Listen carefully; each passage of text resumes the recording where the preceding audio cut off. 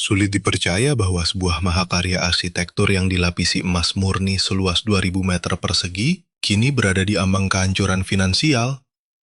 Di awal tahun 2026 ini, kita disuguhkan kenyataan pahit dari Jumeirah Burj Al Arab. Tingkat hunian kamarnya merosot tajam hingga menyentuh angka terendah dalam sejarah, yaitu hanya 10%. Menara berbentuk perahu layar Dow yang dulunya mengklaim diri sebagai keajaiban bintang 7, kini terpaksa menutup tirai bludrunya rapat-rapat. Munculnya pesaing modern seperti Atlantis The Royal, keputusan fatal menjual paket wisata murah, hingga hantaman serpihan drone perang pada fasad megahnya, seketika meruntuhkan ilusi benteng pertahanan yang selama ini dianggap sangat aman. Era kejayaan selama 25 tahun di puncak kemewahan tertinggi, kini harus berakhir dengan keretakan fisik yang nyata dan perginya para miliarder secara diam-diam.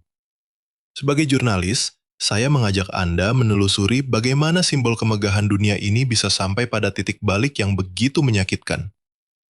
Jika kita kembali ke awal dekade 1990-an, nama Dubai bahkan tidak pernah ada dalam peta pariwisata kelas atas.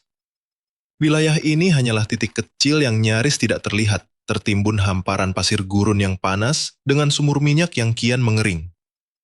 Kemakmuran dinasti Al-Maktum kala itu berada di ujung tanduk karena cadangan minyak bumi mereka diprediksi akan segera habis tak bersisa. Menghadapi krisis yang mengancam masa depan negaranya, putra mahkota Sheikh Muhammad bin Rashid Al Maktoum mengambil keputusan hidup mati demi melahirkan sebuah ikon baru yang setara dengan Menara Eiffel.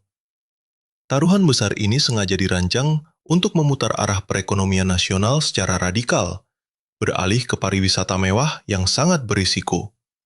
Ironisnya, lompatan raksasa ini justru berawal dari coretan kasar di atas lembar tisu oleh arsitek Inggris bernama Tom Wright. Sketsa kapal layar Dow yang menembus angin Teluk Persia itu menjadi manifesto ambisi kerajaan gurun. Namun, para pengamat barat kala itu menatap visi ambisius ini dengan penuh keraguan dan sinisme mendalam. Proyek megah ini awalnya dicemooh dunia internasional sebagai ilusi kosong yang didanai uang minyak belaka. Kecurigaan mereka sangat beralasan, mengingat estimasi anggaran pembangunan pada era 1990-an berkisar antara 650 juta hingga lebih dari 1 miliar dolar Amerika Serikat. Angka yang terlampau gila bagi negara yang belum dikenal di peta dunia. Namun pihak kerajaan bertekad untuk tidak berhenti. Kerjasama kontraktor Murray and Roberts dari Afrika Selatan bersama Al Habtoor Engineering mulai mengubah hayalan itu menjadi beton bertulang. Tim insinyur asing menghabiskan waktu hingga 3 tahun penuh hanya untuk menyelesaikan misi awal yang tampak mustahil ini. Proses reklamasi daratan, pembentukan pulau buatan, hingga penguatan fondasi menjadi awal dari keajaiban teknik sipil modern ini. Menara ini sengaja dibangun terisolasi, berjarak tepat 280 meter dari pantai Jumeirah, dan menjulang setinggi 321 meter ke angkasa. Sebuah tengara fisik yang mencolok di tengah kekosongan cakrawala. Namun, mari kita kesampingkan dulu cerita tentang kemewahan interiornya. Bagaimana mungkin sebuah menara seberat ribuan ton dapat berdiri kokoh menghadapi hantaman ombak ganas Teluk Persia, padahal laporan geologis menyebutkan tidak ada fondasi batuan padat di bawahnya? Jawabannya terletak pada pencapaian teknis luar biasa yang secara langsung menantang hukum alam yang ada. Mendirikan bangunan setinggi 321 meter di daratan saja sudah sangat sulit, apalagi jika harus menancapkannya di tengah laut lepas. Tim insinyur di bawah pimpinan Rick Gregory dan David Kirby harus menghadapi mimpi buruk geologis yang belum pernah terjadi sebelumnya di kawasan Teluk Persia ini. Area laut ini sama sekali tidak memiliki lapisan batuan dasar yang dangkal sebagai titik jangkar fondasi. Berdasarkan metode konstruksi konvensional, tantangan alam ini jelas mustahil untuk dipecahkan. Namun, para insinyur dipaksa untuk menciptakan sebuah solusi yang sangat berani dan tidak masuk akal, yaitu menopang seluruh beban raksasa dari struktur megah ini hanya dengan memanfaatkan gaya gesek dari buturan pasir halus di dasar laut. Kedengarannya tidak masuk akal, tetapi fondasi mahakarya ini memang hanya mengandalkan kekuatan gesekan pasir. Sebanyak 230 tiang beton bertulang telah ditancapkan sangat dalam ke dasar laut. Sistem fondasi ini memecahkan rekor kedalaman dengan panjang tiang mencapai 40 meter demi mendapatkan cengkeraman sekuat mungkin. Mereka berharap tekanan antar butir pasir halus tersebut mampu menahan beban menara ribuan ton dari amukan badai Teluk Persia. Sebagai pelindung, pemecah gelombang khusus berupa balok beton heksagonal berongga dirancang untuk menyerap dan meredam energi ombak ganas, sekaligus menaikkan batas aman pulau buatan hingga 7 meter di atas permukaan laut. Selain fondasi pasir yang tidak biasa, rangka struktural bangunan ini juga ditopang oleh kerangka baja eksoskeleton raksasa yang menyelimuti seluruh bagian luar menara.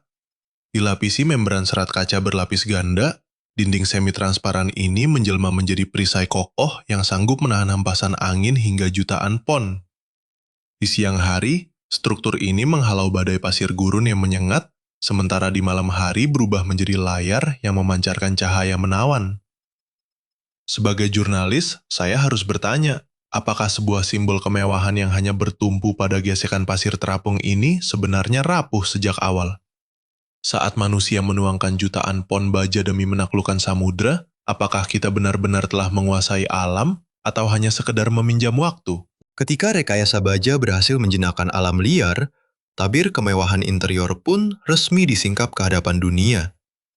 Namun, hal yang paling mengejutkan dari penyelidikan saya bukanlah lapisan emas murni yang berkilau, melainkan bagaimana benteng tertutup ini bertransformasi menjadi tempat pelarian yang sempurna bagi uang haram yang sulit dilacak. Tepat pada tanggal 1 Desember 1999, pintu gerbang kemewahan ini resmi dibuka dan langsung menjungkir balikan standar rekreasi dunia. Di saat itulah, publik mulai membisikkan sebuah istilah yang terkesan gila, yaitu Hotel Bintang 7. Julukan fantastis tersebut sebenarnya hanyalah sebuah pujian spontan dari seorang jurnalis Inggris saat menghadiri tur prapembukaan hotel. Kendati Jumeirah Group selaku perusahaan induk tidak pernah secara resmi menggunakan status bintang 7 dalam materi promosi mereka sangat cerdik memanfaatkannya sebagai alat pemasaran demi mencitrakan kemewahan absolut kerajaan. Di dalam menara ini, konsep desain maksimalis dipaksakan hingga batas ekstrim oleh tangan dingin Huan Chu dan John Carolan dengan pengerjaan oleh Dipa Group. Tidak ada ruang bagi kesederhanaan di sini. Setiap jengkal ruangan dirancang berlebihan dengan lapisan emas murni 24 karat seluas hampir 2000 meter persegi yang menempel di setiap pilar. Bahkan di restoran Junsui, langit-langitnya dihiasi lampu kristal Swarovski terbesar di dunia yang terdiri dari 21.000 butir kristal yang berkilauan. Berbagai material paling eksklusif dan mahal dari seluruh penjuru bumi sengaja dikumpulkan di bawah satu atap menara ini. Mulai dari marmer langka asal wilayah Carrara di Italia, batu kuarsa Brasil, karpet tenunan tangan khas Afrika Selatan, hingga selimut bulu eider daun super langka yang dipanen langsung menggunakan tangan di Islandia. Pamer kekayaan ini tidak hanya berhenti pada material fisik, melainkan juga pada kualitas pelayanan yang diperlakukan layaknya dogma suci. Meskipun hanya memiliki 202 unit apartemen duplex, manajemen hotel menerapkan rasio staf yang luar biasa gila.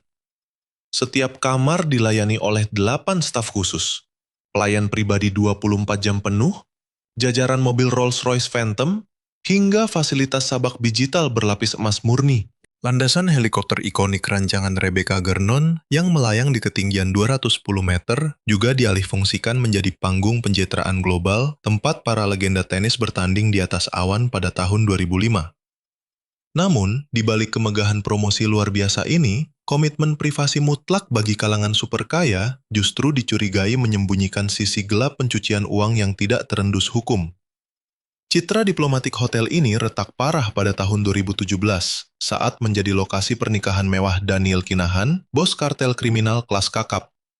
Acara tertutup itu bahkan dihadiri sederet buronan penyelundup narkoba internasional yang paling dicari secara global, termasuk Ridwan Tahi dan juga Edin Gacanin yang sangat berbahaya. Hak privasi tanpa batas pada akhirnya berubah menjadi perisai kokoh bagi dunia kriminal bawah tanah, yang memperlihatkan bagaimana sistem keuangan di sini seolah menutup mata terhadap asal-usul aliran dana yang begitu fantastis. Ketika privasi dari sebuah simbol kejayaan berubah menjadi tempat perlindungan bagi kejahatan, masihkah ada batas yang jelas antara kemewahan kerajaan dan rasa bersalah? Apakah harga puluhan ribu dolar per malam yang mereka bayar sebenarnya bukan hanya untuk menikmati kenyamanan fisik, melainkan untuk membeli imunitas dari hukum dunia? Berikan pandangan kritis Anda di kolom komentar di bawah ini, dan pastikan untuk menekan tombol berlangganan agar kita bisa terus memupas tuntas realitas tersembunyi di balik megahnya tirai bludru ini. Menutup mata dari aliran uang gelap dan pamer kekayaan yang berlebihan mungkin tampak berhasil selama 2 dekade terakhir. Namun, mari kita hadapi kenyataan bahwa waktu terus berjalan, dan kini era baru telah tiba dengan para pesaing yang siap merebut tahta emas tersebut. Krisis identitas yang mendalam mulai menggerogoti sang ikon layar, Burj Al Arab. Memasuki dekade 2010-an, keistimewaan hotel megah ini mulai goyah ketika Dubai tanpa henti memamerkan keajaiban baru yang lebih spektakuler. Kehadiran Burj Khalifa pada 2010 dan proyek raksasa Palm Jumeirah benar-benar merebut perhatian dunia. Demi mempertahankan status rajanya di kelas ultra mewah, pada 2016, Jumeirah Group terpaksa mengambil keputusan nekat yang mereka sebut sebagai The Terrace. Proyek mewah ini adalah pantai buatan seluas 10.000 meter persegi yang menjorok hingga 100 meter ke tengah laut. Berdasarkan investigasi saya, untuk menghindari kebisingan yang mengganggu tamu VIP, seluruh struktur baja seberat 5.000 ton dirakit jauh di Finlandia oleh perusahaan Atmares, lalu diangkut kapal khusus sejauh ribuan mil laut hanya untuk dipasang langsung di lokasi. Namun ironisnya, meski dihiasi lebih dari 10 juta ubin mosaik biru dan kuning, peningkatan super mahal ini seolah tidak berdaya melawan kerasnya waktu. Selama periode 2021 hingga 2024, dunia pasca pandemi mengalami pergeseran selera yang sangat ekstrim. Generasi miliarder teknologi baru dan para elit keuangan kripto membawa standar keindahan yang sangat berbeda. Para miliarder baru ini terang-terangan membuang konsep kemewahan lama berupa tiang-tiang berlapis emas atau warna merah muda dan oranye terang khas era 1990-an yang kini dicap norak dan pamer belaka. Mereka beralih ke tren kemewahan yang sunyi, sebuah kemewahan yang minimalis, anggun, dan tidak berisik. Pukulan telak yang sesungguhnya mendarat pada 2023 saat Hotel Super Atlantis The Royal dibuka di Palm Jumeirah dengan biaya pembangunan fantastis menembus 1,4 miliar dolar. Desain Atlantis merayakan air dengan 90 kolam renang pribadi di lantai-lantai atasnya. Bahkan tarif kamar di sana telah melampaui Burj Al Arab dengan harga sewa Gria Tawang mencapai lebih dari 50.000 dolar per malam. Di tengah himpitan krisis identitas ini, pengelola melakukan kesalahan fatal dengan membuka tur murah ke dalam Burj Al Arab untuk umum sejak 2021. Keputusan ceroboh ini seketika meruntuhkan sekat eksklusivitas yang selama ini dijaga ketat. Bayangkan, tamu super kaya yang membayar puluhan ribu dolar semalam dipaksa berbagi ruang dengan turis biasa. Kehilangan privasi yang drastis ini membuat para klien bangsawan pergi meninggalkan hotel legendaris kelahiran 1999 ini. Di sini saya bertanya kepada Anda, ketika sebuah simbol kemewahan rela menjual eksklusivitas demi keuntungan jangka pendek, apakah mereka sedang membagi mimpi atau sedang menghancurkan diri sendiri? Kemana nilai kemewahan sejati akan berlabuh? Jika Anda merasa ulasan jurnalisme investigasi ini memberikan sudut pandang yang jujur dan mendalam, silakan tekan tombol berlangganan untuk mendukung kami menyebarkan konten yang berbobot. Namun, semua kehancuran reputasi dan ketinggalan zaman ini belumlah seberapa jika dibandingkan dengan tragedi mengerikan pada awal 2026. Malam yang berbadai itu dipenuhi raungan sirene darurat yang seketika meruntuhkan ilusi benteng pertahanan yang super aman. Awal 2026 mencatat ketegangan geopolitik yang memanas di wilayah Teluk akibat serangan udara terkoordinasi Amerika Serikat dan Israel ke Iran. Dan bencana itu benar-benar pecah pada malam kelam tanggal 28 Februari 2026. Langit malam Dubai yang biasanya tenang, tiba-tiba menyala merah akibat rentetan tembakan pertahanan udara yang mencabik-cabik langit. Tanda dimulainya serangan balasan dari Teheran. Di tengah kekacauan itu, sebuah benturan fatal terjadi. Puing-puing dari drone yang berhasil ditembak jatuh menghantam langsung fasad depan Burj Al Arab. Ledakan keras memicu kebakaran kecil di bagian bawah. Namun kerusakan terparah adalah robeknya membran serat kaca berlapis teflon yang menyelimuti struktur luar menara layar tersebut. Pada malam yang mencekam itu, reruntuhan juga menghantam target ekonomi strategis lainnya seperti Fairmont The Palm, Pelabuhan Jebel Ali, hingga bandara internasional. Pemerintah setempat terpaksa menutup ruang udara dan mengisolasi kota ini. Meskipun tidak ada korban jiwa yang dilaporkan malam itu, peristiwa tragis ini telanjur menghancurkan legenda tentang jaminan keamanan mutlak di Dubai. Anggapan bahwa Dubai adalah wilayah netral yang kebal dari segala konflik bersenjata global kini resmi sirna. Industri pariwisata mereka terpukul hebat ketika gelombang pembatalan massal dari pelancong Eropa dan Amerika membuat tingkat hunian hotel merosot dari 78% menjadi hanya 21% dalam 2 minggu saja. Di Burj Al Arab sendiri, okupansi jatuh ke titik terendah sepanjang sejarah, yakni hanya 10 hingga 15%. Ikon megah yang dulu dipuja, kini berubah menjadi tumpukan baja sunyi yang terombang-ambing dinginnya samudra. Sebaliknya, kolom komentar situs arsitektur di Zin justru dibanjiri kritik pedas dari publik yang menyebut Dubai sebagai pusat pencucian uang dunia. Mereka menganggap serangan ini sebagai hukuman setimpal bagi sistem yang dibangun di atas keserakahan dan pemborosan. Ketika pecahan peluru menembus membran luar gedung, apakah itu hanya perisai fisik yang hancur, ataukah keyakinan naif kita bahwa uang melimpah bisa membeli kedamaian di tengah kepungan perang? Melihat tingkat kekosongan menara yang mencapai 90%, haruskah kita meratapi keindahan fisik yang rusak ini, atau justru tersadar dari mimpi indah yang semu? Menghadapi kehancuran visual ini, Dubai Holding sadar bahwa tambal sulam biasa tidak akan cukup. Mereka membutuhkan satu pertaruhan terakhir, sebuah operasi bedah besar yang dilakukan secara rahasia demi menyelamatkan masa depan sang hotel layar. Pada April 2026, Dubai Holding mengejutkan dunia dengan mengumumkan penutupan total operasional Burj Al Arab selama 18 bulan penuh. Sebuah keputusan ekstrim yang belum pernah terjadi sebelumnya sepanjang sejarah berdirinya ikon ini. Dari analisis saya, ini adalah langkah penyelamatan bisnis yang sangat cerdik di tengah krisis. Menidurkan hotel legendaris ini membantu para investor memangkas kerugian operasional harian yang sangat masif, terutama karena kamar-kamar kelas atas mereka kosong melompong akibat dampak langsung dari konflik politik dunia. Namun, penutupan ini bukanlah tanda bahwa mereka menyerah begitu saja tanpa perlawanan. Jumeirah bergerak cepat dengan menunjuk perancang interior asal Prancis bernama Tristan Auer, sosok jenius di balik restorasi sukses bangunan bersejarah seperti Hotel de Crillon dan Carlton Cannes. Langkah merekrut desainer bergaya Eropa klasik ini adalah pengakuan tidak langsung bahwa era kemewahan berlebih atau maksimalisme telah berakhir. Di hadapan publik, Tristan Auer dan CEO Thomas B. Mayer menyatakan komitmen mereka untuk mempertahankan 70 hingga 80% dekorasi asli gedung. Elemen penting seperti akuarium raksasa dan lobi yang penuh warna akan tetap dipertahankan demi menjaga perasaan para pelanggan setia. Laporan dari sumber dalam yang saya temui mengungkapkan bahwa seluruh sayap kamar dupleks yang legendaris kini sedang dibongkar total. Manajemen memutuskan untuk menyingkirkan ornamen emas 24 karat yang berkilau mencolok, menggantinya dengan warna bumi yang hangat serta material alam yang ramah lingkungan. Tujuannya sangat jelas, yakni beralih sepenuhnya ke konsep kemewahan sunyi yang mengutamakan kesederhanaan, keanggunan, dan kedekatan emosional pribadi tamu. Bahkan area spa di puncak menara dirombak total demi kenyamanan. Menariknya, sistem kecerdasan buatan akan dipasang secara rahasia di balik dinding marmer untuk mempelajari dan melayani kebiasaan para miliarder secara otomatis tanpa suara. Dijadwalkan untuk beroperasi kembali pada akhir 2027, Burj Al Arab kini sedang mempertaruhkan nasibnya di tengah badai keraguan. Apakah keputusan melepas kulit emasnya demi jubah minimalis akan membantu sang legenda era 1990-an ini menemukan kembali jati dirinya?